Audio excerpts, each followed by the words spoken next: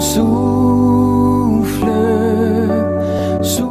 frères et sœurs en Christ, bonjour, bienvenue à cette nouvelle édition de l'Instant Biblique, moment de partage où nous, paroissiens de l'Église protestante unie de la Somme, partageons avec vous les versets qui nous portent et qui nous accompagnent au quotidien. Je suis Derek, je suis très content de vous retrouver aujourd'hui.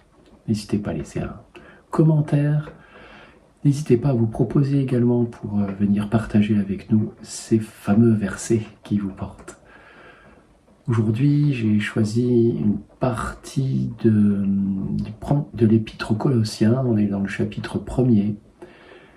On est à un moment où Paul est en train de faire une sorte de description de Jésus, où il commence par nous dire que nous devrions être reconnaissants au Père, parce qu'il nous a donné capable de recevoir une part de l'héritage qu'il réserve dans la lumière aux membres de son peuple saint. Il nous a arraché des ténèbres, il nous fait passer dans le royaume de son Fils bien-aimé, et il nous a délivrés car nous avons reçu le pardon des péchés. Et ce Fils, Paul le décrit. J'arrive au verset 16, que je vous lis.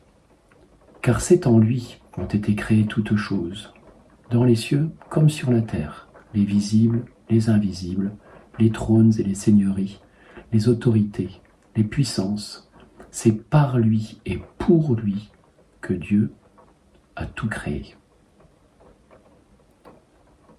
Alors, suivant les Bibles, on a que tout a été créé ou que Dieu a tout créé.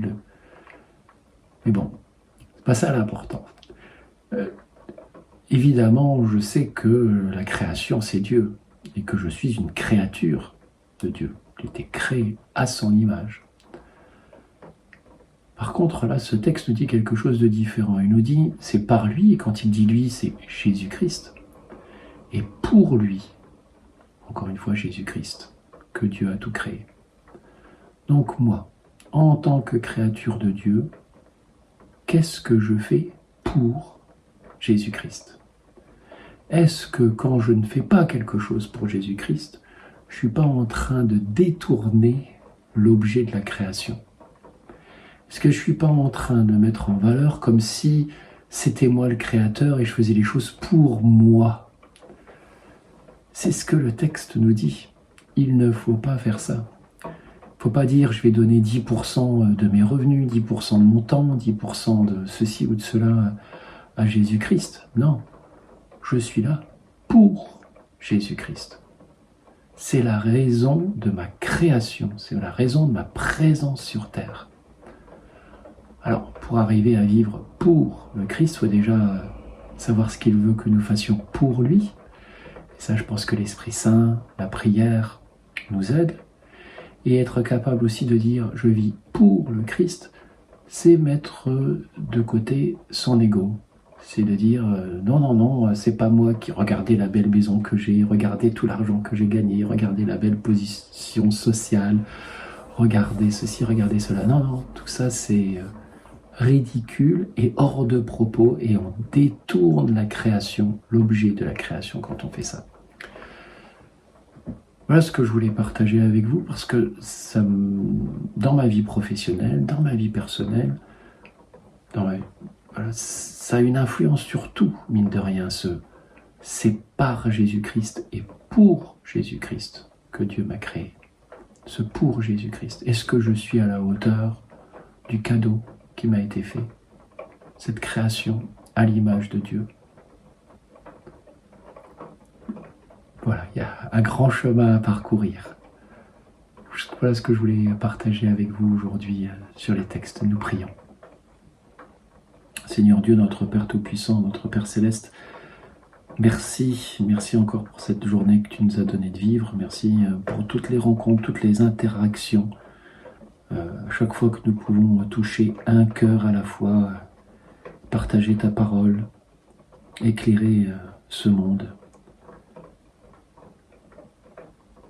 montrer à tous ce qu'est être chrétien.